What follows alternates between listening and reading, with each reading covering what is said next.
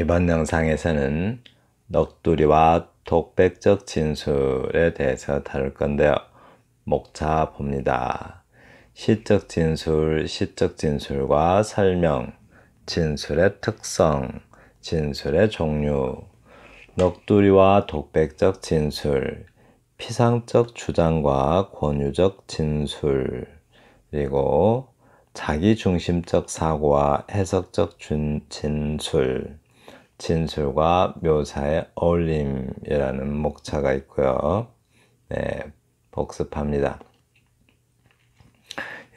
한 여러 번 했죠, 지금까지. 시적 진술은 상투적인 의미체계에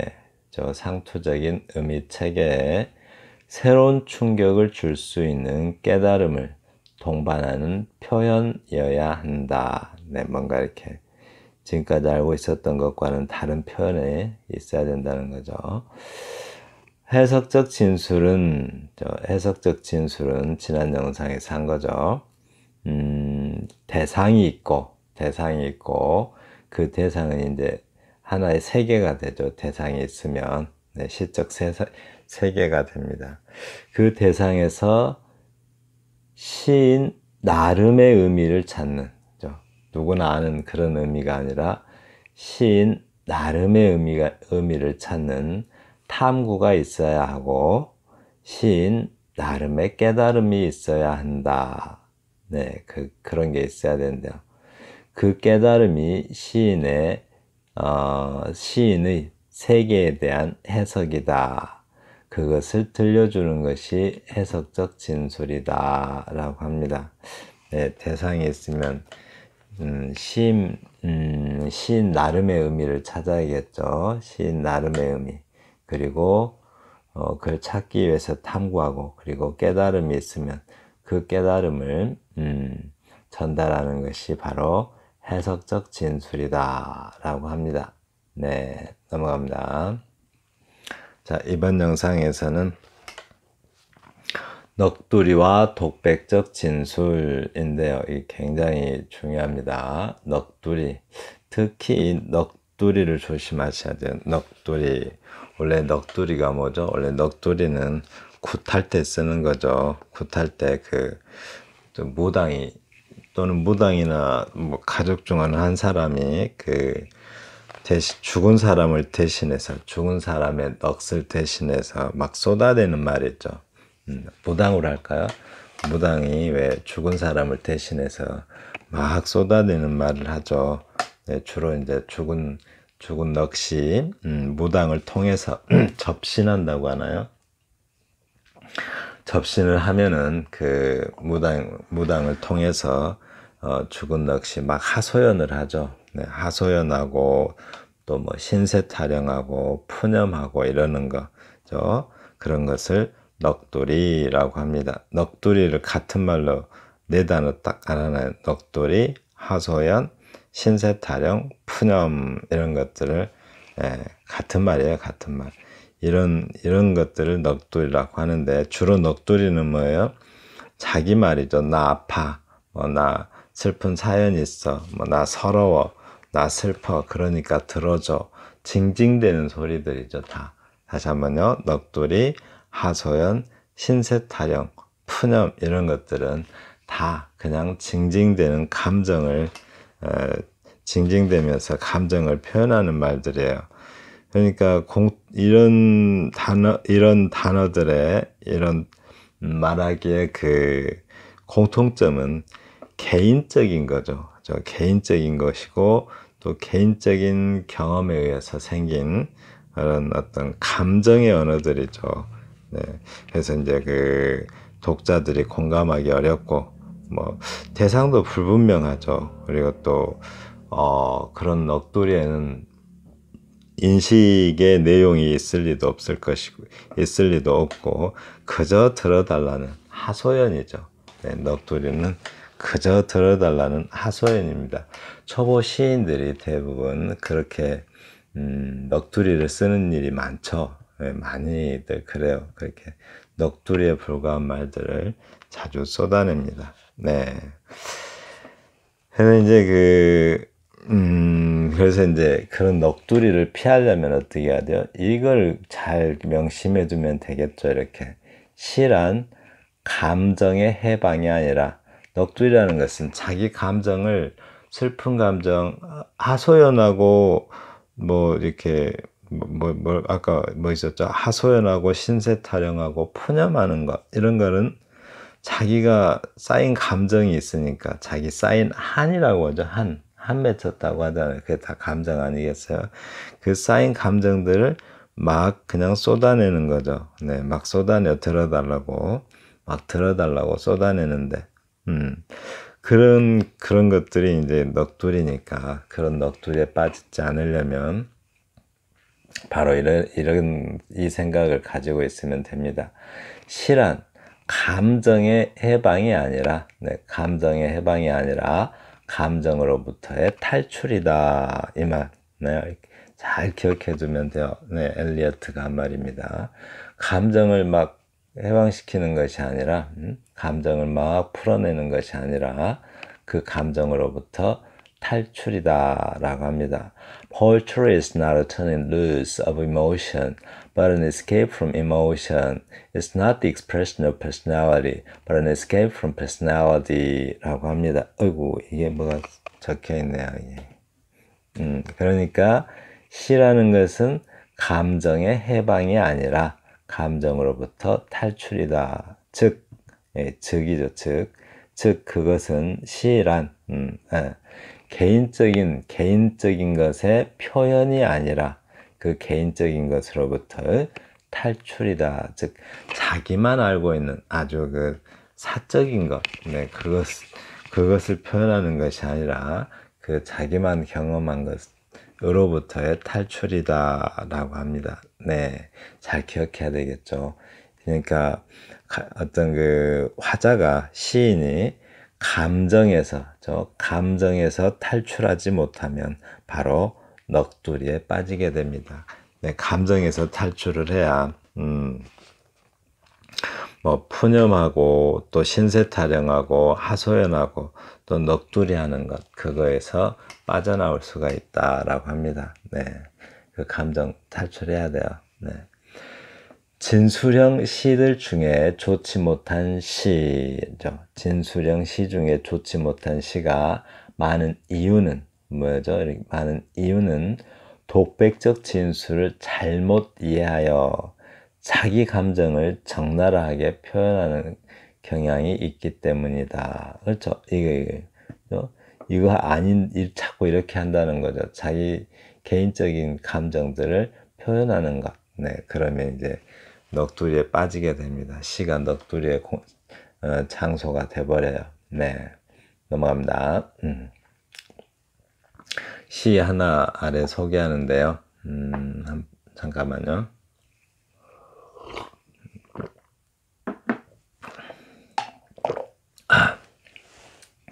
아래 시에서 거부감이 느껴지는 이유는, 네, 살짝 거부감이 느껴지는데 왜 그럴까요? 아래 시가 시적 진술이 아니라 넋두리에 머무는 이유가 뭔가? 왜 넋두리냐 이거죠. 아래 시는.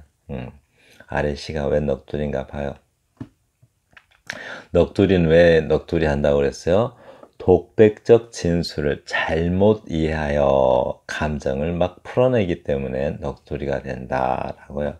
하고 싶은 말 다 해버리면 넋두리가 되겠죠. 네, 상처. 영원히 치료되지 않아도 좋다. 이 아픔. 내 가슴에 그어진 한 획의 칼자국이 오늘은 폭포되어 내 심장 한복판을 무섭게도 흐려친다. 한 걸음 내디딜 때마다 쏟아져 나오는 선홍색의 피. 내 그림자는 어느새 피에 젖어 흐느적대는 나그네. 이 상처, 누가 내 가슴에 아픔을 주었느냐고 묻기엔 난 너무도 깊은 내 무덤을 파고 있었고, 아프다고 소리치며 울기엔 난 너무도 많은 나이를 먹어버렸고, 영혼이 치료되지 않아도 좋다라고 표현했습니다. 네, 좀 느낌이 오나요? 한 번 더 읽을까요? 영원히 치료되지 않아도 좋다. 이 아픔. 내 가슴에 그어진 한 획의 칼자국이 오늘은 폭포되어 내 심장 한복판을 무섭게도 후려친다. 한 걸음 내디딜 때마다 터져 쏟아지는 선홍색의 피. 내 그림자는 어느새 피에 젖어 흐느적대는 나그네. 이 상처. 누가 내 가슴에 아픔을 주었냐고 묻기엔 난 너무도 깊은 내 무덤을 파고 있었고 아프다고 소리치며 울기엔 난 너무도 많은 나이를 먹어버렸고 영원히 치료되지 않아도 좋다라고 합니다. 네. 상처래요, 상처. 네, 상처인데 이제 영원히 치료되지 않아도 좋다. 이 아픔. 네, 이게 너무 과장된 표현들이래요. 이렇게 영원히 치료되지 않아도 좋다. 굳이 이렇게까지 표현할 필요가 있었을까 하는 마음도 있죠. 네, 그러니까 과장된 표현은 시의 어떤 그 전체적 인상을, 지배적인 인상을 어색하게 만듭니다. 그냥 치료되지 않아도 좋다 하면 좀 담담한 느낌이 오는데 우리 시를 담담하게 표현한다라는 말도 들어보셨죠? 그냥 치료되지 않아도 좋다. 이 아픔 이렇게만 했으면 상당히 담담하게 표현하는데 영원히라고 과장된 표현을 하면 감정적이 돼요. 그래서 네, 감정적이 되면 또 넋두리에 가까워지죠. 네, 그렇습니다. 내 가슴에 그어진 한 획의 칼자국이 내 가슴에 그어진 한 획의 칼자국 그냥 상처죠. 마음의 상처. 오늘은 폭포되어 내 심장 한복판을 무섭게도 후려친다. 이런 것도 너무 감정적입니다. 너무 감정적이고 너무 과장된 표현을 쓰게 되면 감정적이 돼요. 그리고 어떤 그 감정적이 되면은 넋두리, 푸념, 뭐 하소연 이런 것들로 보이게 됩니다. 그래서 과장하면 감정적 표현으로 흐르기 쉽다 이렇게 알아두시면 좋고요.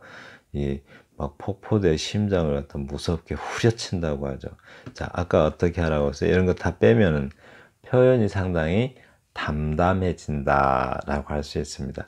담담하다라는 표현, 네, 표현은 시적 표현이 담담하다라고 하는 것은 감정에 빠지지 않는다라는 뜻이고 감정에 빠지지 않는다라는 것은 넋두리에 빠지지 않는다는 거예요. 네, 넋두리에 빠지지 않는다라고 말할 수 있습니다.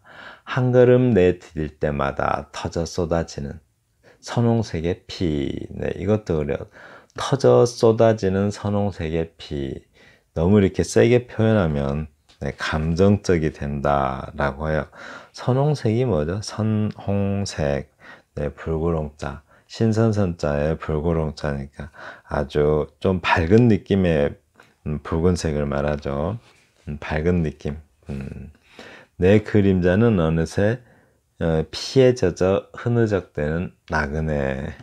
좀 뭔가 멋진 표현인 것 같긴 한데 맥락에 좀 안 맞는 것 같기도 하고 또 뭐 이렇게 글쎄요 너무 이렇게 과장된 표현인 것 같기도 하고 그렇습니다.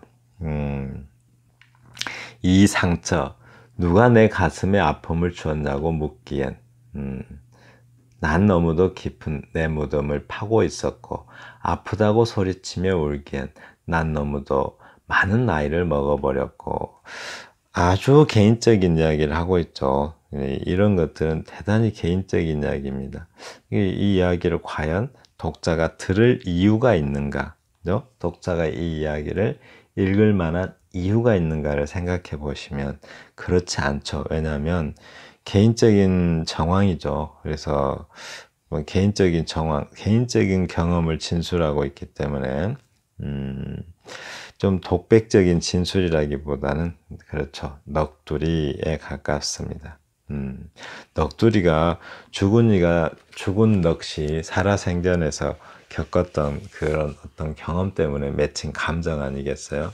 그 살아있을 때 맺혔던 그런 살아있을 때 경험으로 인해서 맺힌 그런 감정을 이렇게 막 쏟아내는 것, 그것이 이제 넋두리잖아요.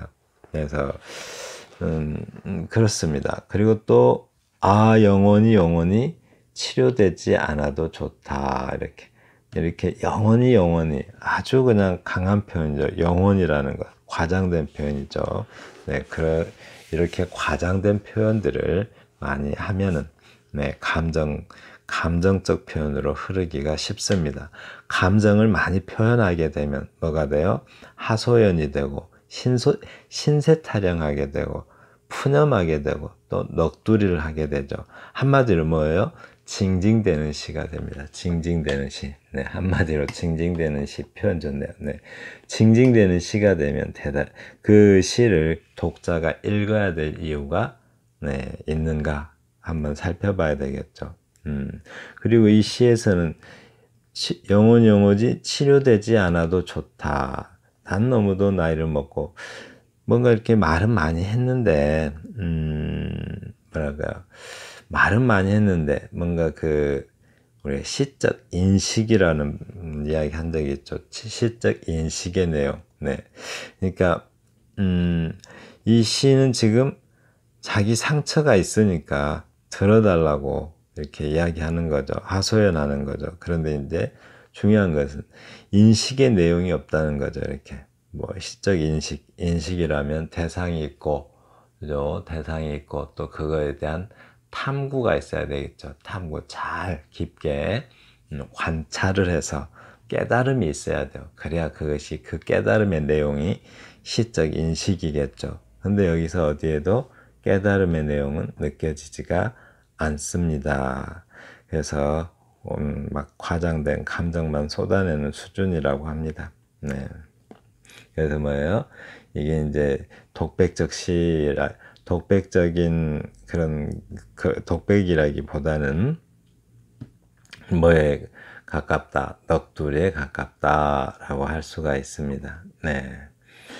그러니까 독백적 진술을 해야 되는데 넋두리만 하고 있어요. 네, 살펴봅니다. 위의 시에서 어떤 거부감이 느껴지는 이유가 뭐죠? 그렇죠. 뭔가 상처라는 시적 대상이 있었으면 그 상처에 대해서 관찰을 하고 또 탐구를 하고 그 상처에 대한 시적 인식 내용이 있어야 돼요. 그러니까 뭔가 깨달음 같은 거 있어야겠죠. 근데 깨달음이 있는 게 아니라 그냥 막 이상한 말만 하는 거죠, 이렇게. 그래서 시적 공간이 화자 개인의 감정을 발산하는 장소가 되었다. 사적인 감정의 발산은 그 사람의 넋두리에 불과하다. 남이 하소연하고 넋두리 하는 것을 네, 듣는 이가 그렇게 즐겁게 듣기는 어렵겠죠. 그리고 시적 인식은 네, 이거 잘 살펴보셔야 돼요. 시적 인식이란 것은 대상에 대한 인식이고 상처면 상처에 대한 인식이죠. 또 세계에 대한 인식이다. 네, 세계. 그 세계의 안에 있는 거죠. 그래서 만약에 상처가 대상이면 그 대상은 시인에게는 세계죠. 세계. 하나의 세계가 되는 겁니다. 따라서 독자는 한편의 시 속에서 일반 독자로서 우리가 쉽게 인식할 수 없는, 즉 일반인들은 관찰해서 발견하지 못한 것을 시인 자신만의 세계에 대한 인식 내용을 요구한다. 인식을 해야 된다는 겁니다. 시적 인식을 해야 돼요. 상처에서 뭔가를 깨달음이 있어야 되고, 다른 사람은 그 상처에서 발견하지 못한 그 어떤 진리 같은 것을 시인 나름대로의 의미를 찾아야 되고, 시인 나름대로의 그 깨달음이 있어야 돼요. 그것이 바로 시적 인식 내용이 되는 겁니다. 네. 아래 시가 시적 진술, 여기서는 독백적 진술이죠. 시적 진술이 아니라 넋두리에 머무는 이유가 뭔가? 바로 뭐예요? 이렇게 시적 인식 내용은 없고 과장된 감정만 쏟아내는 수준에 머물고 있다. 그죠? 그러니까 넋두리만 하고 있다는 거예요. 뭔가 깨달음, 진리, 뭐 이렇게 예, 그런 것들을 뭔가 제시하지 못하고 맨 감정만 쏟아내고 있어요. 그러면은 넋두리에 불과하다라고 저기 평가할 수 있겠죠. 네, 넘어갑니다. 또 하나 소개할 건데요. 고은 시인의 걸레입니다. 이거 읽기 전에 한번 잘 보세요. 아래 시는 넋두리가 아니라 바람직한 시적 진술, 즉 독백적 진술이 될 수 있는 이유가 뭔가? 네, 독백적 진술이 넋두리가 아니라 아주 바람직한 독백적 진술이 될 수 있는 이유. 뭐 그냥 뭐 좋은 시적 인식이 있겠죠. 그냥 짐작할 수 있죠. 이렇게 넋두리가 아니고 바람직한 시적 진술이 될 수 있는 이유다 그러면 뻔하겠죠. 일반인들은 다른 사람은 발견하지 못한 어떤 시적인 의미를 발견하고 의미, 그 다음에 깨달음을 발견하고 그것을 들려주는 것. 그러면 이제 바람직한 독백적 진술이 되겠죠. 네, 고은 시인이 쓴 거잖아요. 그런 뭔가 있겠죠. 아래 시에서 상투적인 의미체계, 걸레하면은 당연히 더러운 것이라는 의미체계에다가 새로운 충격을 줄 수 있는 시적 인식, 새로운 충격을 준대요. 그러면 이제 단순히 더러운 것이 아닌 그 어떤 것, 이렇게, 예, 그 어떤 것이라는 시적 인식이 있겠죠. 이해되겠어요? 네, 그죠? 상투적인 의미체계 하면, 걸레에 대한 상투적인 의미체계는 뭐예요? 여기저기 닦고 다녀가지고 더러운 것이라는 의미체계를 우리는 가지고 있죠. 일반인들은. 그런데 거기에 새로운 충격을 줘. 아, 걸레는 더러운 게 아니에요. 이렇게. 새로운 충격을 주고, 그게 아니고 뭐이어요? 라는 시적 인식이 있겠죠. 그게 뭐냐는 거예요. 아래 시에서 독자가 공감할 수 있는 부분은 뭔가, 네. 공감할 수 있는 부분이야죠. 아, 받아들이는 거죠. 마치 어떤 것을 승복하듯이 시인의 주장을 받아들여요. 네, 한번 봅니다. 걸레, 고운, 바람 부는 날, 바람에 빨래 펄럭이는 날, 나는 걸레가 되고 싶어. 비굴하지 않게 걸레가 되고 싶구나. 우리나라 오욕과 오염, 그 얼마냐고 묻지 않겠다. 오로지 걸레가 되어 단 한 군데라도 겸허하게 닦고 싶구나. 걸레가 되어 내 감방 닦던 시절, 그 시절 잊어버리지 말자. 나는 걸레가 되고 싶구나. 걸레가 되어 내 더러운 한평생을 닦고 싶구나. 닦은 뒤 더러운 걸레 몇 번이라도 못 견디도록 헹구어지고 싶구나. 새로운 나라, 새로운 걸레로 태어나고 싶구나. 고은입니다. 네, 이게 하나씩 살펴보시면 아무튼 걸레가 되고 싶다라고 하죠. 저는 이 시 읽으니까 허영만 시인의 녹을 닦으며 라는 시하고 비슷한 느낌이 들었어요. 녹을 닦으면서 자신의 마음의 녹, 즉 대문의 녹을 이사를 가니까 대문의 녹이 많이 썰었어요. 그래서 그 대문의 녹을 닦으면서 자기 마음에 오래전부터 마음에 슬어있는 그 녹까지 닦는 그 행위로서 이렇게 닦는 어떤 행위로서 보이는데 그 시랑 조금 비슷한 느낌이 있어요. 자, 걸레, 걸레를 우선 이렇게 바람 부는 날, 바람에 빨래가 펄럭이는 날, 나는 걸레가 되고 싶구나. 걸레를 보고서 자기가 이제 걸레가 눈에 띄었죠. 그러면 시적 대상인 걸레가 시적 대상은 아니겠죠. 나라는 사람이 걸레가 되고 싶은 거잖아요. 그러니까 나를 시적 대상으로 삼은 것 같아요. 그래서 걸레를 보면서 비굴하지 않게 걸레가 되고 싶구나. 우리나라 오욕과 오염이라고 했는데, 그러니까 걸레가 다른 걸 닦으면서 자기는 더러워지면서도 다른 세상을 깨끗하게 닦아주는 거잖아요. 그래서 자기도 그렇게 걸레가 되고 싶구나라고요. 자기도 걸레처럼 세상을 깨끗하게 닦고 싶구나라고요. 자기가 더러워지면서 세상을 닦아내는 그러한 역할을 하는 걸레에 대한 어떤 그 숭고한 새로운 시적 인식을 갖게 된 거죠. 이렇게 자기도 그렇게 걸레처럼 걸레가 더럽다고 무시되는 상투적인 어떤 인식 체계에서 새로운 인식 체계를 갖게 되는 거죠. 걸레는 자기 몸을 더럽히면서까지, 그죠? 자기 몸을 더럽히면서까지 어떤 세상을 닦아내는, 네, 그런 역할을 하는 소중한 존재인 거죠. 네, 아주 숭고한 존재이고 그렇습니다. 걸레가 되어 내 감방 닦던 시절, 그 시절 잊어버리지 말자. 나는 걸레가 되고 싶구나. 네, 깜빵 닦았대요. 깜빵에 자기가 좋은, 그러니까 특히 이제 민주화 투사들이 그랬었죠. 민주화 투쟁하던 사람들은 자기를 아주 망가뜨려 가면서 세상을 닦는 그런 걸레의 역할을 했었죠. 시인도 그랬다고 합니다. 그 더러운 걸레가 되어서 내 더러운 한평생을 닦고 싶구나 라고 합니다. 네. 다음 닦은 뒤 더러운 걸레, 자기 몸을 더럽히면서까지 세상을 닦는 거죠. 몇 번이라도 못 견디도록 헹구어지고 싶구나. 새로운 나라, 새로운 걸레로 태어나고 싶구나 라고 표현합니다. 네, 이런 것들은 이제 살펴볼게요.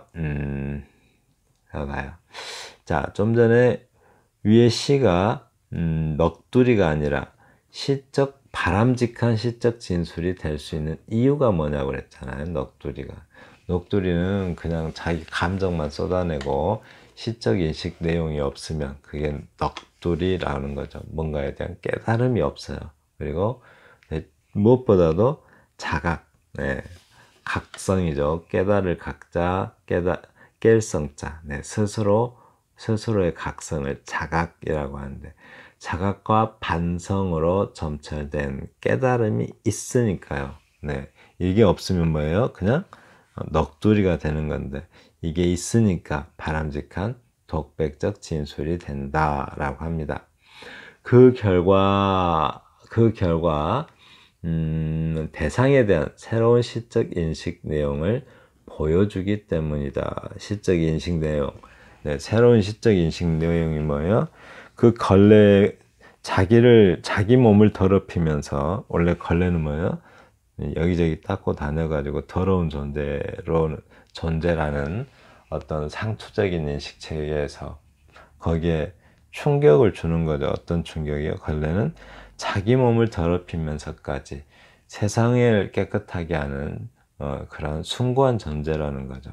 네, 그런 시적 인식 내용을 보여주기 때문에 바람직한 독백적 진술이다 라고 합니다. 네, 위의 시에서 상투적인 의미책에 새로운 충격을 줄 수 있는 시적 인식은 뭔가? 지금까지 이야기 많이 했죠. 네, 눈에 띈 사물, 걸레를 보면서 시적 대상인 나를 세계의 또는 삶의 더러운 부분을 깨끗하게 닦을 수 있는 가치적 도구를 쓸 수 있겠다고 새롭게 인식한다. 더러운 걸레를 세상을 깨끗하게 하는 고귀한 존재로 여기는 것도 새로운 인식이다라고 할 수 있습니다. 네, 새로운 인식이죠. 걸레가 결코 더러운 존재가 아니다. 위의 시에서 독자가 공감할 수 있는 부분은 무엇인가? 독자도 걸레와 같이 삶 또는 세상의 더러운 부분을 깨끗이 닦고 싶다는 그런 욕망을 느낄 수도 있다라고 합니다. 네. 근데 앞에 상처와 걸레를 비교해서 자각과 반성으로 점철된 상처에는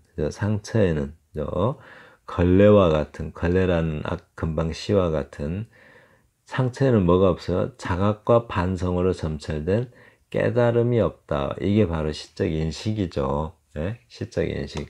자각하고 반성하고, 그죠? 그렇게 계속해서 깨달음에 이르러야 되는데, 깨달음은 없고 뭐만 있어요?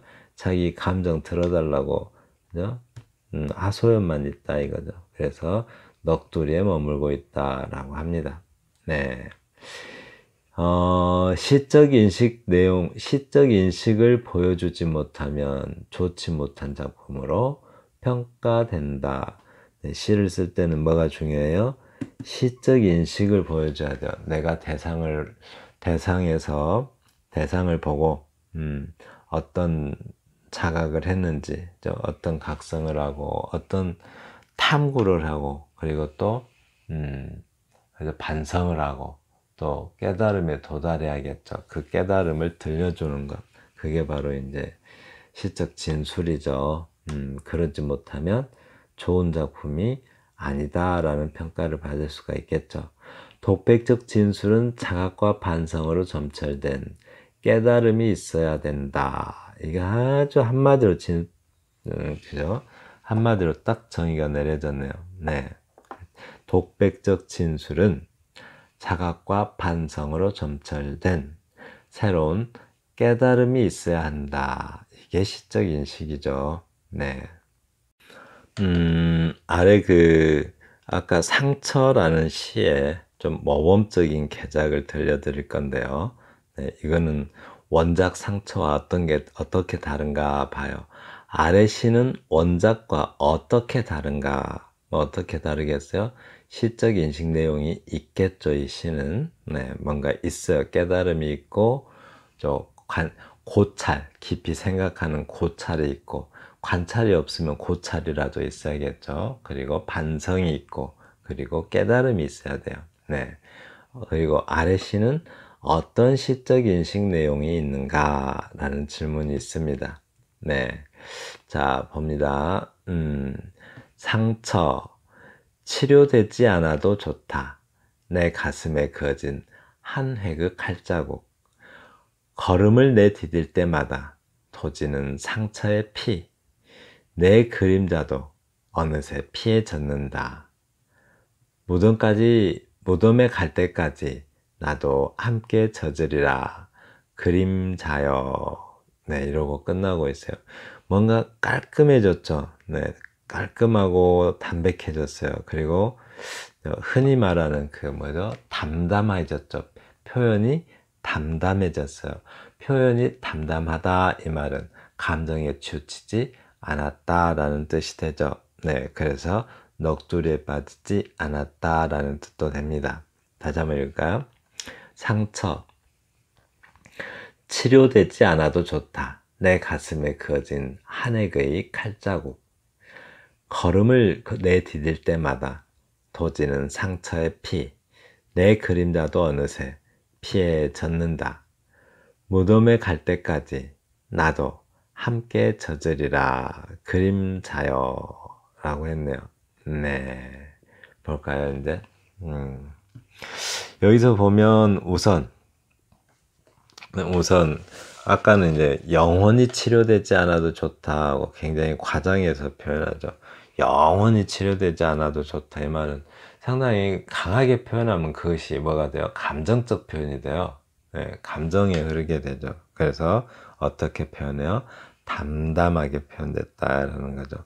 영원히라는 말 하나를 빼니까 그냥 훨씬 더 담담해지고 절제된 표현이라고 하죠. 담담하게 절제된 표현, 절제해야 돼, 절제.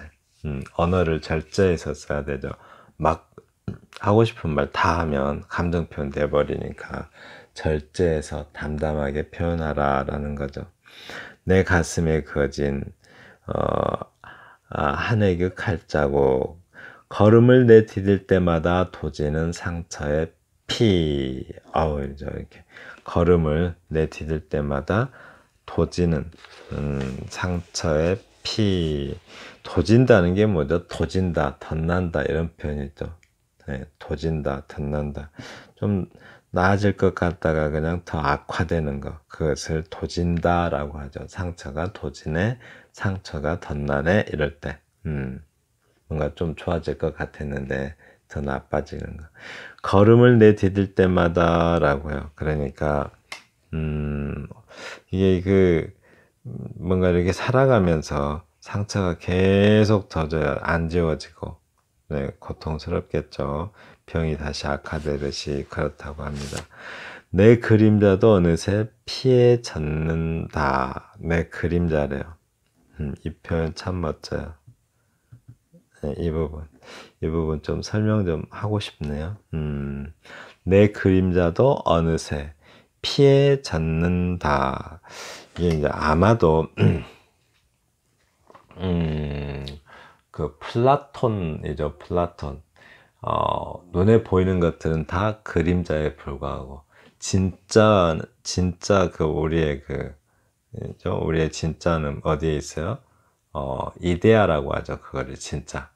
우리 눈에 지금 이 세상은 다 그림자에 불과하고 네, 그 진짜가 있어요. 그 진짜는 어디에 있어요? 이데아는 바로 저 세상에 있다는 거죠. 이렇게 이데아가 따로 있대요. 그런데 이제 마찬가지 영혼이라고 하죠. 그러면 나는 영혼이라면 내 그림자는 육체일 수도 있겠죠. 이렇게 육체. 내 그림자도. 상처를 누가 가지고 있어요? 내 마음이 가지고 있죠. 마음. 내 마음의 상처가 이제 어느새 내 마음의 상처에 내 육체도 어느새 그 아픔에 젖어간다라고요. 그러니까 마음의 상처 때문에 몸도 아파가고 있어요. 좀 늙어간다든가 고통스러우니까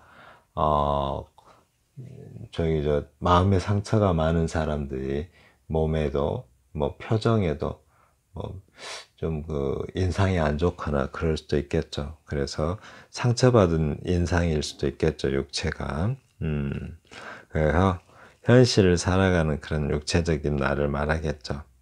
한마디로 마음의 상처가 육체까지 영향을 미친다라는 말입니다. 네. 그래서 무덤에 갈 때까지 나도 함께 젖으리라 내 그림자여. 아픈 상처를 그냥 막 이제 어떻게 한다는 게 아니라 상처를 영원히 뭐 안 지어줘도 좋다 막 이런 어떤 이렇게 좀 감정적으로 표현하는 게 아니라 담담하게 내 상처도 나의 일부로서 그죠? 받아들이겠다라는 겁니다. 근데 이제 그렇게 해서 함께 젖으리라라고 하는데 나도 함께 젖으리라 그림자요. 그죠? 네, 이제 현실 속의 나죠. 육체적인 나 그림자요. 내 마음의 상처를 나도 내가 그대로 무덤에 갈 때까지 함께 인정하면서 나의 삶의 일부로서 그 상처도 내 삶의 일부로서 인정하면서 함께 젖으리라 라고 합니다. 상처를 삶의 일부로 받아들이겠다. 네, 이러게 이제 바로 어떤 시적 인식 아니겠어요? 우리는 상처 그러면 지우려고 하죠. 네, 그러면 덧나요. 지우려고 하면. 네, 자꾸 상처를 지우려고 하니까 덧나서 상처가 점점 더 커지죠. 그러니까는 여기서 이제 이 시에서는 뭐 그렇게 하지 않고 상처를 그냥 받아들이겠다는 거죠. 삶의 일부로서. 네, 자신의 삶의 일부로서 받아들이겠다는 그런 어떤 의지를 표현하고 있습니다. 네, 그래서 지금 이 시는 새로 쓴 시는, 특징이 뭐예요? 언어를 대단히 절제하고 있죠. 언어를 생각난다고 해서 막 언어를 쏟아내는 것이 아니라 굉장히 절제된 언어를 사용하고 있다라고 말할 수 있겠습니다. 한마디로 담담하게 표현하고 있다라고 말할 수가 있겠습니다. 자, 설명 봅니다. 그러니까 위의 시에는 원작과 어떻게 다른가라고 했었잖아요. 그러니까 이 위의 시 위에 시는 넋두리가 없죠. 이렇게 감정 표현을 함부로 하지 않잖아요. 절제된 표현을 하면, 그죠? 절제된 언어를 쓰면 넋두리 같은 거 없어요. 감정을 절제하기 때문에. 그래서 감정과 언어가 절제되었고 결말에 상처를 내 삶의 일부로 받아들이겠다는 강한 의지가 보인다. 이런 게 이제 시적 인식인 거죠. 네. 자, 봐요. 어떤 시적 인식을 가지고 있는가? 네. 마음의 상처는 살아갈수록 덧나고 도져서 육체까지 영향을 미치는데 그 상처를 나의 삶의 일부로 받아들이겠다는 의지를 표현하고 있어요. 네. 그래서 이 시는 네, 좀 어느 정도 바람직한 바람직한 독백적 진술이다라고 말할 수 있겠습니다. 네, 이번 영상에서는 넋두리와 독백적 진술에 대해서 살폈는데요.